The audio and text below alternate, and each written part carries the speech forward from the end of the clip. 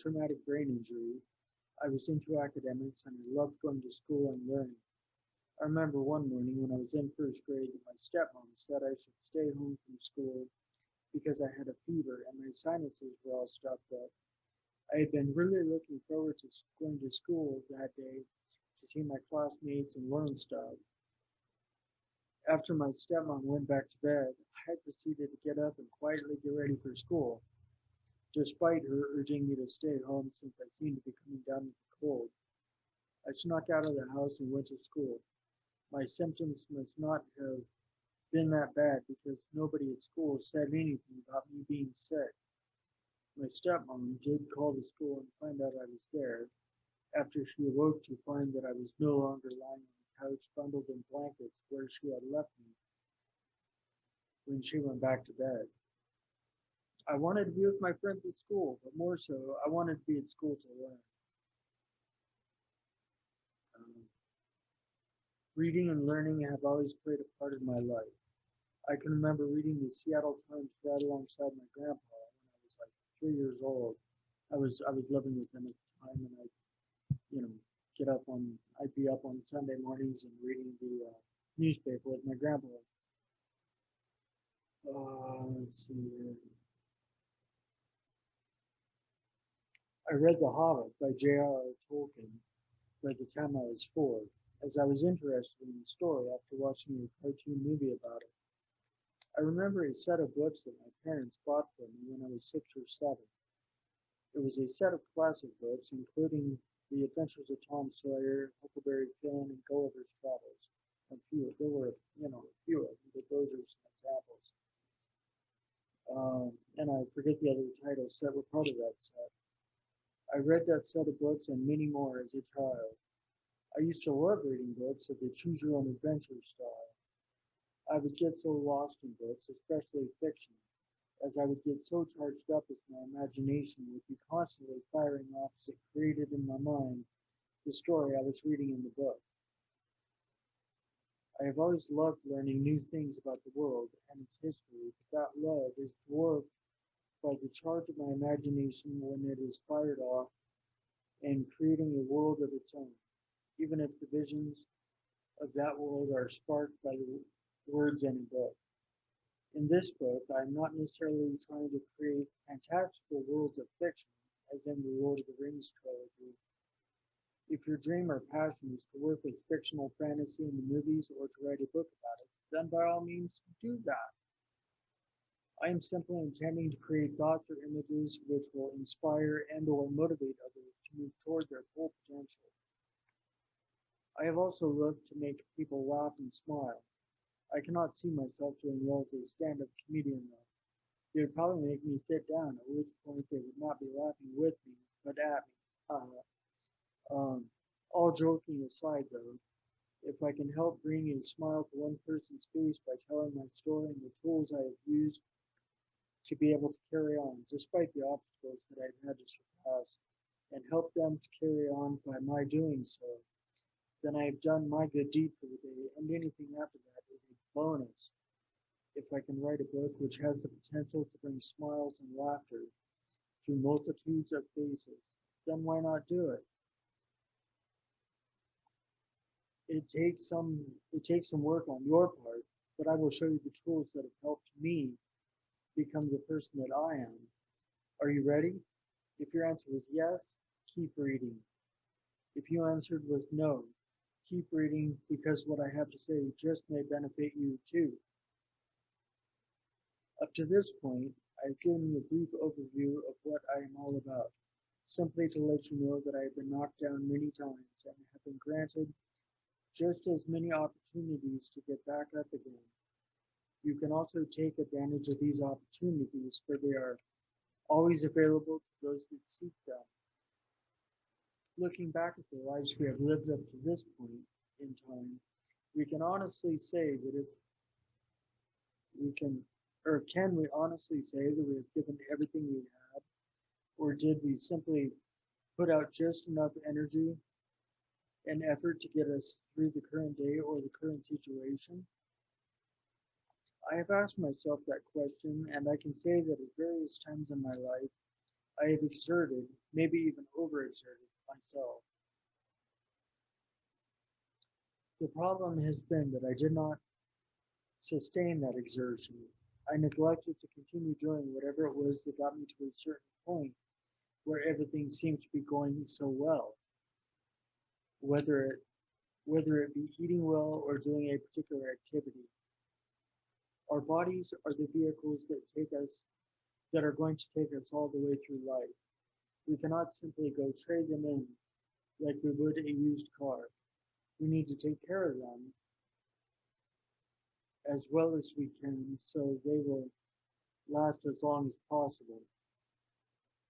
Today in my life, I eat foods that are good for my body instead of just eating comfort foods such as pizza and macaroni and cheese all the time, like I used to do. Um, I have cut down considerably on my intake of sugar, and it's like I barely take any anymore. Um, I actually surprised myself and did not touch any candy on Halloween this year. Um, that's been for a few years now. I am grateful that I no longer have that insatiable appetite for candy and sugar. I still put sugar in my coffee, and well, actually, this is not true since I quit all that. Um, I no longer smoke cigarettes, and I feel so much better now. Not only can I breathe easier, but my senses of taste and smell have come back to me as well. Plus, my energy level is through the roof of the tiny cell that it was previously confined in. And of course, as you know, I run every day now, so that's never any run streaks. So my energy level is definitely through the roof. I take vitamins on a daily basis. I used to only take vitamins sporadically, in spurts, and sort of when I thought I might be getting sick, I'd start taking a bunch of vitamins and hope that I wouldn't get sick. Um, I would get a bottle of vitamins, and when those are gone, it would be an indefinite amount of time until I got more. Nowadays, I do make a concerted effort to be as healthy as I can be, despite having multiple sclerosis. The way I see it, I may have an incurable disease, but I can still do things that will help me to remain able to live a life that I look forward to living. I want to be able to look forward to whatever challenges tomorrow may bring. So I have to put forth the effort to make sure my body is fit to transport me through today and into tomorrow. Um, I'm going to stop there real quick and interject this. I saw a meme on Instagram um, from on the Our Lives with MS page on Instagram. The meme said, see if I get this right. O is for opportunity. It is absent in yesterday, or it is absent from yesterday. It is present in today, or it shows up once in today and thrice, or it's available 3 times in tomorrow. So don't lose hope.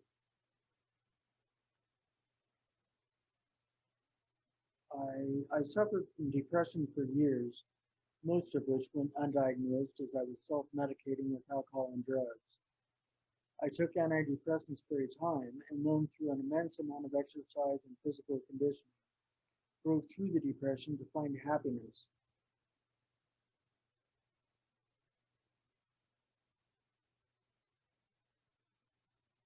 Mm. Um,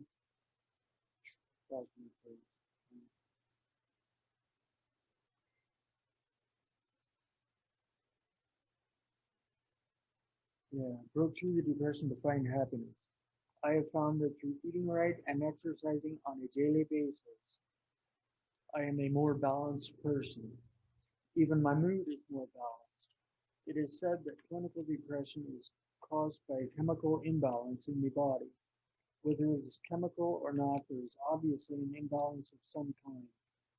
For me, this imbalance was righted by keeping a watchful eye on what I put into my body and watching my body's output, so far as exercise and the elimination of anything my body does not need in order to keep moving.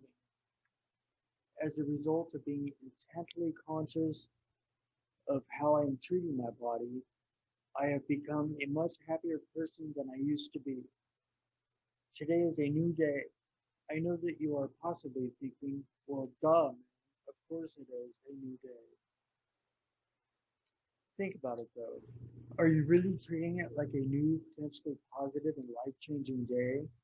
Or are you still packing around negative thoughts and emotions from yesterday? A lot of my days have turned out to be negative days simply because I was packing around negative points in my past. I was still carrying around the disappointments, fears, losses, guilt, regrets, and all of the other negativities of the past. This left no room. This left no room for progress, no room for growth, no room for true progress, no room for growth. As we have heard time and again, out with the old and in with the new. Sometimes it may not be as easy as it sounds. Rather than simply ushering out the old and ushering in the new, there are a bunch of potholes and boulders in the way, being the negativity that is still there and choking up the path. In order to move forward in a positive, progressive way, we must clear the path for our journey to begin with a fresh attitude, unaltered by yesterday's defects. Unless we were severely hurt, such as a broken leg or the death of a loved one, we should not be carrying pain around like a teddy bear. What I mean by that is that though we may get hurt and have pain, maybe it is not a good idea to be packing it around like a security blanket. Maybe you are into pain. Maybe pain does feel good to you. After all I have been through in my life so far, I have a high sensitivity to pain, but I still try to eliminate it as soon as possible. I do this to make room so that I can continue moving forward in a positive way, adding more positivity to my life and to those around me. In his book, The Motivation Manifesto, Brendan Burchard presents the 9 declarations to claim your personal power. These are: 1. We shall meet life with full presence and power. 2. We shall reclaim our agenda. 3. We shall defeat our demons. 4. We shall advance with abandon. 5. We shall practice joy and gratitude. 6. We shall not break our integrity. 7. We shall amplify love. 8. We shall inspire greatness. 9. We shall slow time. I truly believe that if we make these declarations in our lives, we will be able to reach our dreams and live the passionate life. I have read this list and its longer, more descriptive version, listened to podcasts about it, and even watched YouTube videos by Brendan Burchard in which he and others read the Declaration of Personal Power, which encompasses these 9 declarations. And now, if you look back in my episodes of Positive Vibes, I read the Declaration of Personal Power out of the Motivation Manifesto by Brendan Burchard.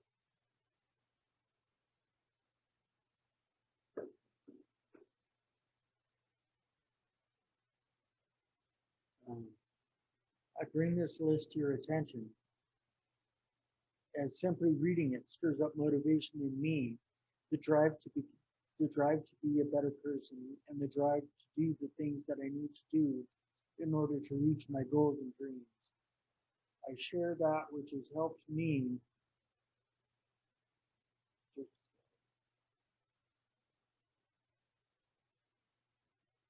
okay, just a sec. Yeah.